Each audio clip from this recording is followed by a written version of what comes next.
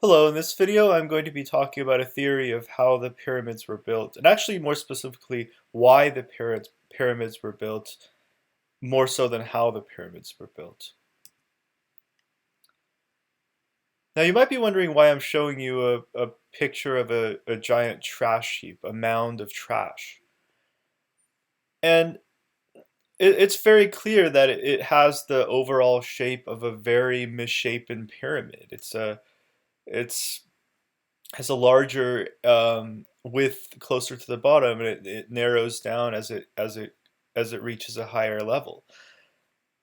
And then I'm going to show you pictures of actual pyramids as we define it. This is um, the pyramid in Chichen Itza. This is a pyramid in Indonesia named Gunung Padang, and this is obviously the great pyramids of Giza. And so out of these four pictures, it's clear which one does not belong. This trash heap. And there seems to be nothing else in common between this trash heap and the other three pyramids that I've shown you, other than the fact that that this trash heap has a vaguely pyramidal shape. But I'm actually going to make the argument that there is actually a similarity across all four pictures of these pyramid-like shapes that goes far beyond just their overall shape, but actually that there's a similarity in the function of all of these four structures. Now, you might have anticipated the argument that I'm going to make, but in any case, I will proceed. The current theory of the pyramids is that they were built for various reasons. For example, one of the functions of the pyramid that have been proposed is that they were tombs, and this is the most predominant interpretation. Other more alternative theorists have suggested that pyramids were built as power plants, or that they were built as temples, or that they were built for astronomical or seasonal marking purposes, to indicate to that civilization when a new season would begin, so they would be able to prepare um, certain agricultural activities according to those markers. But all of these theories actually have something in common. They all assume that the rocks were quarried to build the pyramids as a project undertaken with the construction of the pyramid as the primary objective. That is, the pyramids were built for their own sake. And this is the kind of steps that went into actually getting that pyramid built.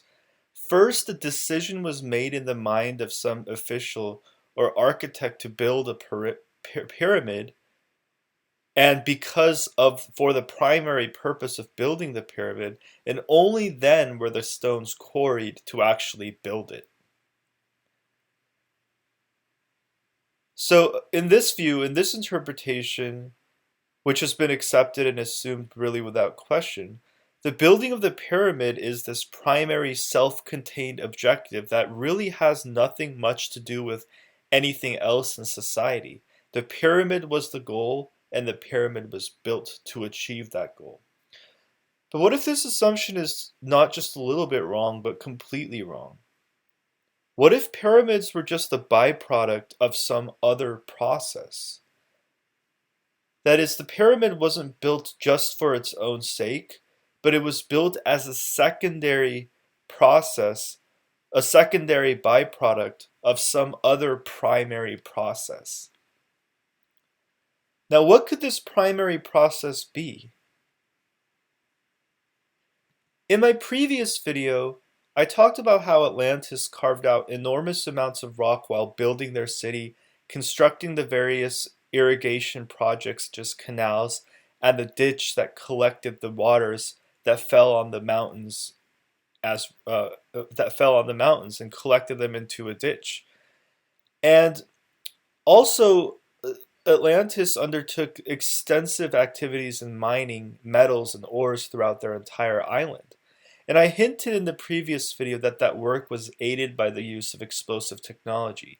But in any case, these activities would have generated an enormous amount of waste rock that would have had to be disposed somehow.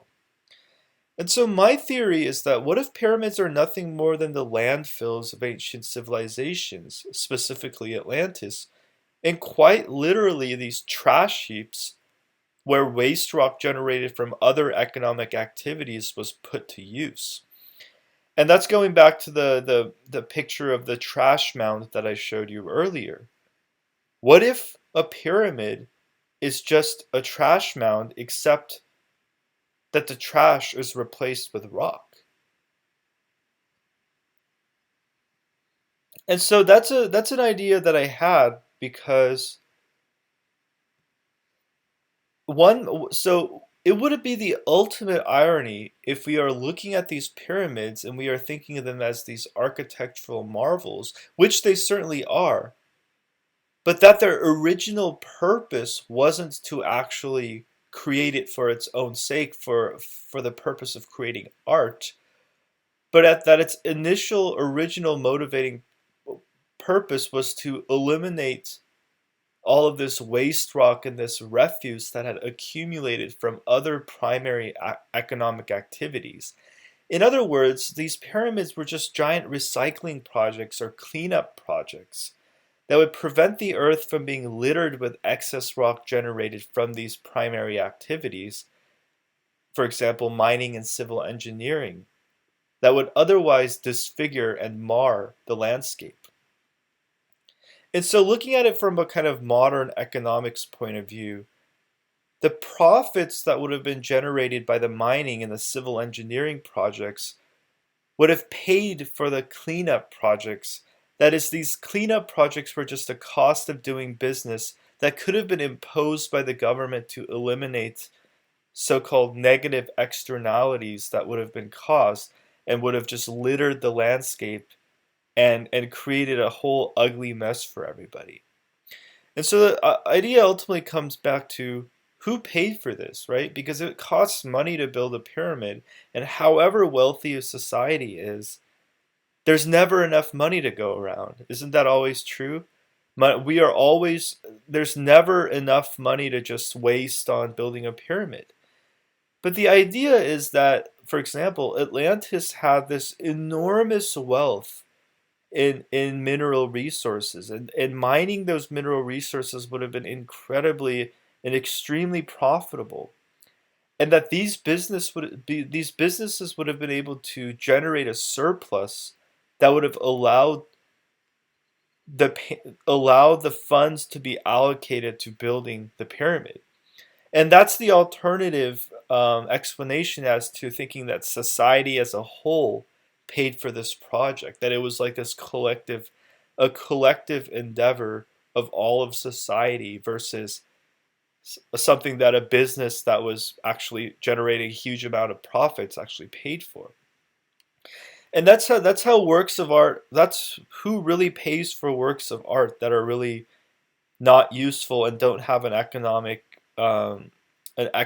value to them. And it's paid for by wealthy people and these business owners who wish to leave a legacy behind, who generated that money originally from a profitable economic activity that generated a massive surplus. And so this is my overall theory of pyramids, not just relevant to not just as applied to Atlantis, because we have to actually be aware that it's never stated in Plato's dialogues that Atlantis actually built pyramids. But I will show you in a future video that we can actually reasonably infer that the origin of pyramid building can be traced back to Atlantis. But that's a very, very difficult argument to make. So at this point in this video, I just kind of assume that. But this applies to the other pyramids of Egypt and for example, Mexico has an enormous amount of mineral resources, even to this day. For example, the silver mines of Mexico are truly are Mexico is still one of the leading silver producers to this very day. And in fact, I think it is the number one silver producer across the entire world. And so the idea that these civilizations were generating this great excess of waste rock that would have had to be disposed somehow or just accumulated at the site where those silver where that silver and these other precious metals were mined, that would have just all that waste rock accumulated over generations would have just created this enormous mess. And so the idea is that these that even in modern or so-called ancient civilizations that we know of, that this process could have been ongoing. That is, pyramids really could have just been heaps of trash that were ultimately had an origin as a result of a primary economic activity that generated that trash.